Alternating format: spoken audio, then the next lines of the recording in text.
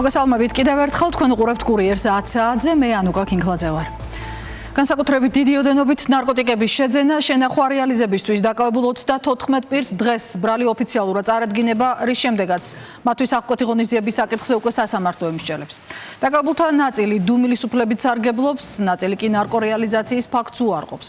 მათ ასაყვანად სპეცოპერაცია სამართალდამცველებმა გუშინ გამთენისას მთელი ქვეყნის მასშტაბით 40-მდე მისამართზე ერთდროულად ჩაატარეს.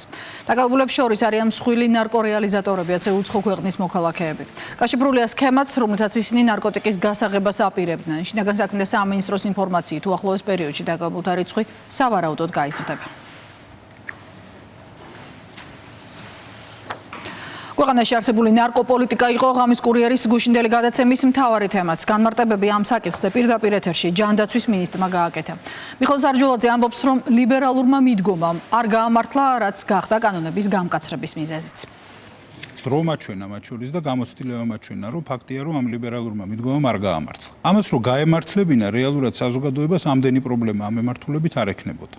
და აღქმა იმისა, რომ რეალურად პრობლემაა. მე არ შემიძლია ვთქვა სამწუხაროდ, რომ ლიბერალური მიდგომის დანერგვის შემდეგ მაგალითად შემცირდა ნარკომომხმარებელთა რაოდენობა. ჩვენს შემთხვევაში უდაოდ აღმოჩნდა, რომ ამ ლიბერალურმა მიდგომამ გამოიწვია ავადმოხმარების შემთხვევების, ასე ვთქვათ, პრაქტიკის გაჩენა და დანერგვა. სამწუხაროდ არადანიშნულებისამებრ ფუნქციონირებდა ძალიან ბევრი ისეთი ინსტრუმენტი და მექანიზმი, რომელიც სინამდვილეში ცოტა განსხვავებული მიზნით უნდა ყოფილიყო დანერგილი. ჩანაცვლებითი თერაპიის ფუნქცია უნდა იყოს საბოლოო ჯამში ის, რომ ადამიანი განიკურნოს. მე არ მგონია, რომ უბრალოდ ავადმყოფისთვის აი რაზეც დამოკიდებული ადიქციას რაც იწვევს, იმის მიწოდება პერმანენტულად, რომ იყოს მკურნალობა. ეს არ არის სწორი დამოკიდებულება პაციენტისადმი. პაციენტი მოითხოვს ხშირ შემთხვევაში მკაცრად მიდგომას, საიმისოთ რომ მას მოეხსნას ის, რაზედაც ის დამოკიდებულია. კითხვა შესთავაზა თუ არა ლელომ ნაციონალურ მოძრაობას ფული ნაკლები კრიტიკისთვის ჯერ ისევ პასუხგაუცემელია. ოპოზიციის შიგნით პოლიტიკური კორუფციის ირგვლივ ურთიერთბრალდებები კი არ წყდება. ამავე დროს სააკაშვილის პარტიაში იმედი აქვთ, რომ ხაზარაძე ჯაფარიძის გუნდი გადაწყვეტილებას შეცვლის და თვითმმართველობის არჩევნებში მონაწილეობაზე უარს იტყვის. მიმდინარე პროცესებს ეხმიანება გირჩიც. იაგო ხვიჩი არ გამორიცხავს, რომ ლელოს მიერ შეთავაზებული თანხა საკითხის მოსაგვარებლად უბრალოდ საკმარისი არ აღმოჩნდა. რაციონალური მგონია, რომ ლელო მისულიყო ფულით ნაცებთან და მაგინებთო ეთქვა. უბრალოდ პრობლემა ის არის, რომ როგორც ჩანს, ისევ სიწუწკემძლია და ცოტა შესთავაზა. არა და სამშობლო ძვირი ღირს მოგეხსენებათ და აქედან გამომდინარე, როგორც ჩანს, არ გამოვიდა ლელოს ამჯერად ნაცების ამ ფასად გადაბირება. ის რომ ნაცებთან ვიღაც მივიდა ფულით, ეს პრობლემას არ წარმოადგენს და გასაგებია. პრობლემას ის წარმოადგენს, რომ იმდენად ცოტა შესთავაზა, რომ ნაცები ვერ დაითანხმა, იმიტომ რომ მესმის რომ ის რა ქვია, იაფად ეს საქმე არ გამოვიდოდა და როგორც ჩანს, ლელოს ცოტა ქონდა ბიუჯეტში გაწერილი. მედონებ, რომ ჯერ კიდევ გადახედავენ თავიანთ გადაწყვეტილებას ამის დრო ნამდვილად აქვს, თუმცა ჩვენ ცალსახად ვაფასებთ, რომ მონაწილეობა, რომელიც მხოლოდ ქართულ ოცნებას აწყობს, ეს არის ამ წინააღმდეგობის მოძრაობის ღალატი, პოლიტიკური პატიმრების ღალატი და ყველა იმ ადამიანის ღალატი, ვინც ამ ქვეყნის თავისუფლებისთვის იბრძვის. ურთიერთბრალდებებს ოპოზიციაში ეხმიანებიან მართლ გუნდში. ქართულ ოცნებაში ამბობენ, რომ ოპონენტების მხრიდან შავი ფულის შეთავაზება ახალი არ არის. დათვლიან, რომ მსგავსი ფაქტები კიდევ ერთხელ ადასტურებს ოპოზიციაში არსებულ ღრმა კრიზისს.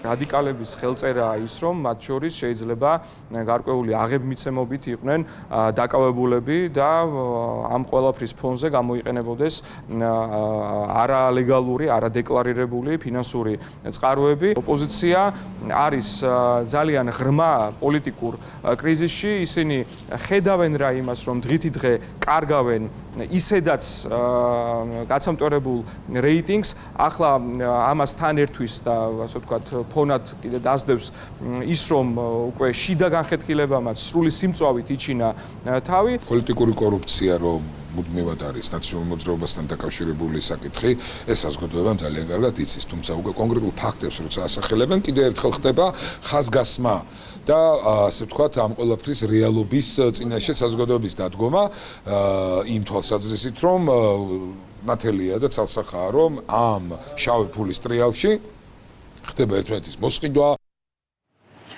თორნიკე რიჟვაძის ჯანმრთელობის მდგომარეობაში დადებითი დინამიკა შენარჩუნებულია. აჭარის მთავრობის ყოფილი თავმჯდომარის შესახებ ღამის კურიერის პირდაპირ ეთერში ჯანდაცვის მინისტრმა ისაუბრა. როგორც მიხეილ სარჯულაძემ განმარტა, რიჟვაძის თურქეთის კლინიკაში გადასაყვანად სამედიცინო საჭიროება არ არსებობდა და მას შესაბამისი მკურნალობა საქართველოშიც მიეწოდებოდა, თუმცა ეს ოჯახის სურვილი იყო. მეძლევა შესაძლებლობა, რომ საზოგადოებას მივაწოდო ინფორმაცია მისი ჯანმრთელობის დადებითი დინამიკის შესახებ, მას შემდეგ რაც ის ოჯახის თხოვნით გადაყვანილი იქნა თურქეთში მკურნალობის გასაგრძელებლად, შესაბამისად იქიდანაც საიმედო ცნობებია, რასაც ვღებულობთ და იმედი მაქვს, რომ ძალიან სწრაფად მოხდება ჯანმრთელობის აღდგენა. მე ვერ ვიტყოდი, რომ ეს აუცილებლობა იყო, ეს იყო უბრალოდ ოჯახის თხოვნა, მათაც რა თქმა უნდა, კარგად აეხსნათ, სრულფასოვნად მიეწოდათ ინფორმაცია არსებული მდგომარეობის შესახებ, თუმცა მათ მაინც ამჯობინეს, რომ მიეღოთ ეს გადაწყვეტილება, რასაც ბუნებრივია, რომ ანგარიში გაუწიეთ. ისიც შემიძლია ვთქვა, რომ არ მგონია, რომ თურქეთში ის ამჟამად რაიმე სახით უფრო მეტ ან გაუმჯობესებულ მკურნალობას ღებულობს. მსხვერპლი მოჰყვა ოკუპანტების თავდასხმას კიევზე. ამ დროისთვის გავრცელებული მონაცემებით დაღუპულია 2 ადამიანი, დაშავდა 16. რუსეთმა დედაქალაქ ზეიერში ბალისტიკური რაკეტებითა და დრონებით მიიტანა, განადგურდა სამოქალაქო ინფრასტრუქტურა. ზელენსკიმ შეერთებული შტატების პრეზიდენტის სპეციალურ წარმომადგენელთან კიტ კელოგთან რომში დახურულ შეხვედრაზე რუსეთისთვის ახალი სანქციები და უკრაინისთვის სამხედრო დახმარების საკითხები განიხილა. უკრაინის მხარდაჭერის შესახებ ისაუბრა ტრამპმაც. ამერიკის პრეზიდენტი უკრაინაში პატრიოტის ტიპის საჰაერო თავდაცვის კომპლექსის გაგზავნას განიხილავს. ამავე დროს სააგენტო როიტერი ორ ამერიკელ ოფიციალურ პირზე დაყრდნობით წერს, რომ შეერთებულმა შტატებმა პაუზის შემდეგ უკრაინისთვის ზოგიერთი სახეობის იარაღის მიწოდება ისევ დაიწყო. საუბარია 155 მმ-იან საარტილერიო ჭურვებსა და რაკეტებზე, რომლებსაც მობილური სარაკეტო საარტილერიო სისტემებისთვის იყენებენ.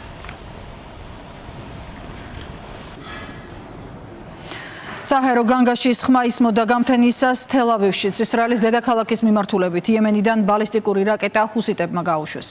თავდასხმის მოგერიება რკინის გუმბათმა შეძლო. ამავე დროს ისრაელის სამხედრო მოქმედებებს განაგრძობს ღაზაში. ბოლო 24 საათის განმავლობაში ცახალის დარტყმებს 74 ადამიანი ემსხვერპლა არიან დაჭრილები. ამაზე აცხადებს, რომ ცეცხლის შეწყვეტის სანაცვლოდ მზადაა 10 ისრაელელი მძევარი გაათავისუფლოს.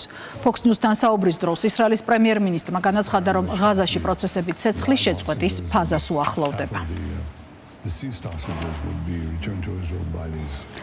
ვაშინგტონი კიშინიოს 25%-იან ტარიფებს უწესებს. ამის შესახებ შეერთებული შტატების პრეზიდენტის მიერ მოლდოვის პირველი პირისთვის გაგზავნილ წერილში აღნიშნული. გზავნილი თავად დონალდ ტრამპმა სოციალურ ქსელში გამოაქვეყნა. როგორც ტრამპი წერს, ისინი წლები განიხილავდნენ მოლდოვასთან სავაჭრო ურთიერთობებს და დაასკვნეს, რომ საჭიროა სავაჭრო დეფიციტის შეჩერება, რომელიც გამოწვეულია მოლდოვის პოლიტიკითა და სავაჭრო ბარიერებით.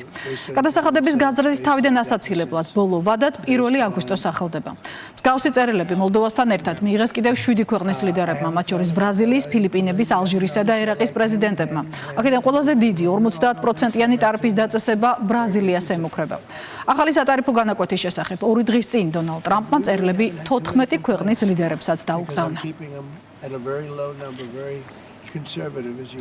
Ursula von der Leyenis უნდობლობის საკითხს ევროპარლამენტში დღეს კენჭისყრაზე დააყენებენ. ევროპის უმსხვილესი პოლიტიკური ჯგუფები აცხადებენ, რომ არ აპირებენ ევროკომისიის პრეზიდენტის წინააღმდეგ ხმის მიცემას. უნდობლობის ვოტუმის ინიციატივა 75 ევროპარლამენტს ეკუთვნის. ისინი ევროკომისიას გამჭვირვალობის ნაკლებობასა და არასწორ მენეჯმენტში ადანაშაულებენ, განსაკუთრებით COVID-19 პანდემიასთან ბრძოლის დროს და პასუხისმგებლობას ევროკავშირის ერთ-ერთი უმნიშვნელოვანესი ინსტიტუტის პრეზიდენტს აკისრებენ. ბრალდებებს შორის არის გერმანიისა და რუმინეთის არჩევნებში ჩარევაც.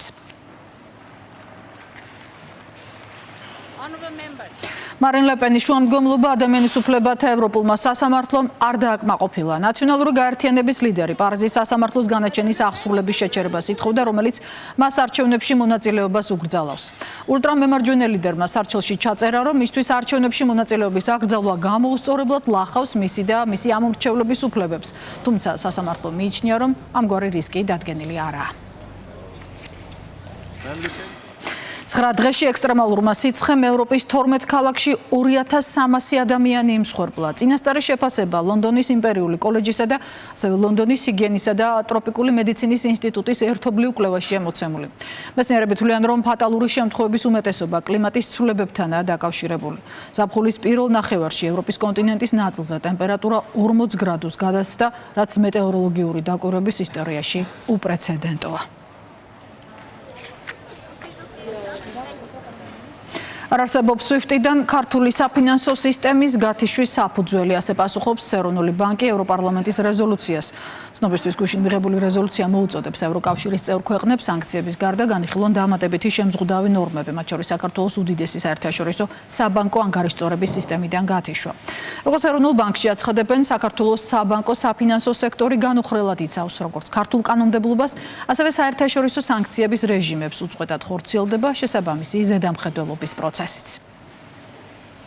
საფინანსო სისტემა განუხრელად იცავს სანქციათა რეჟიმებს, აღნიშნული პროცესის კონტროლი ხორციელდება ეროვნული ბანკის მხრიდან სისტემატურად, როგორც ადგილზე ინსპექტირებით, ასევე დისტანციური ზედამხედველობის ფორმით. მაღალი არის ქართული საფინანსო სისტემის შესაბამისობის დონე FATF-ის 40 რეკომენდაციასთან, რომელიც ეხება ფულის გათითრების და ტერორიზმის დაფინანსების აღკვეთას. ყოველივე აღნიშნულიდან გამომდინარე, ვფიქრობთ, რომ SWIFT-ის სისტემიდან ქართული საფინანსო სისტემის გათიშვის საფუძველი არ არსებობს.